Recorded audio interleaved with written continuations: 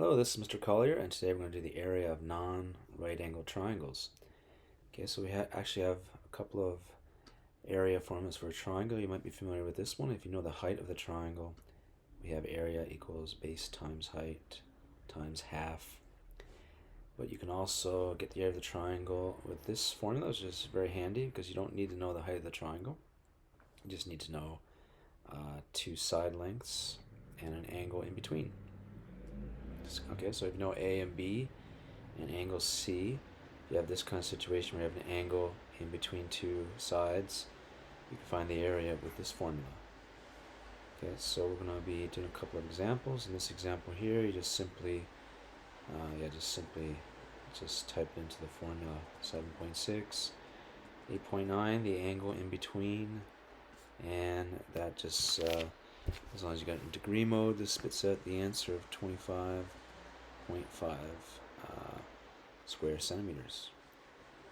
Okay, so let's check out this one here. You can even find the area of quadrilaterals like this because it's really two triangles. So you can just, to get the total area, you can just add those together. So you can do half, and this is the angle here is 71, and we've got 280, so it's 80 times 80 sine 71 gives you the area of triangle A. And if you add that to the other area, you get the area of the entire quadrilateral. So this is 50 times 70 sine 80. Okay, and if you put all that into your calculator, you get do three significant figures, we get 4,750 square meters. Okay, so sometimes you have to find some extra things, like in this case here, to find the area, you would need an angle. But to find an angle here, you can't use sine rule because sine rule has two angles. You have to use cosine rule. So you can use cosine rule to find any of these angles. Up to you. I'm going to find angle A, or actually the question asks you to find angle A. So the question leads you to the answer here, but we're going to use cosine rule. So recall cosine rule looks like this if you want sides, or like this if you want angles. I need an angle, so I'm going to use that version. So we have cosine of the angle A equals 314 squared plus 407 squared, and then minus the opposite one squared, 238 squared over 2AC, so that's 2 times 314 times 407. Okay, so we need to solve for A here, so we do the opposite of cosine is arc cosine. So we do arc cosine of this big giant fraction here.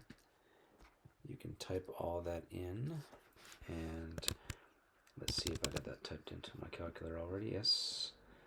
You get 35.68 and so forth. 35.68, and the decimals go on 35. So it's about 35.7. However, for part B, we're going to use this exact number on our calculator. Hence, find the area. So you can use, well, we have to use this angle, I guess that's the one we have. So area just simply means half times 314 times 407 times sine of the angle, which is 35.68 and such. Okay, so for halves, I like to just type in 0.5 on the calculator. So I think I already have that in here somewhere. 0.5 times all that, copy and paste the number in, and you get 37,275.